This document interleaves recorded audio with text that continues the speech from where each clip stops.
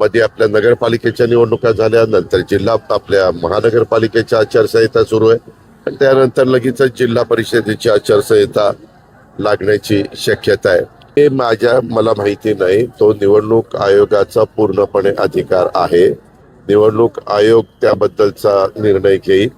परंतु मागे सुप्रीम कोर्टाने सांगितलेलं होतं की 31 जानेवारीच्या आत हे सगळं संपवायचं. परंतु नंतर सुप्रीमने सांगितलं की 50% पुढे आरक्षण जाता कामा नये आणि मोठ्या प्रमाणावर काही विशेषतः विदर्भातला बऱ्याच जिल्हा परिषदा, नंतर उत्तर महाराष्ट्रातल्या जिल्हा परिषदा, आपल्या कोकणातल्या काही जिल्हा परिषद या 50%च्या पुढे, मराठवाड्यातल्या मला वाटतं 2 का काहीतरी आहेत, अशा जिल्हा परिषद 50%च्या पुढे आरक्षण गेल्यामुळं ते आरक्षण 50%च्या पर्यंतच घ्यायला सुप्रीम कोर्टाच्या सूचना आहेत.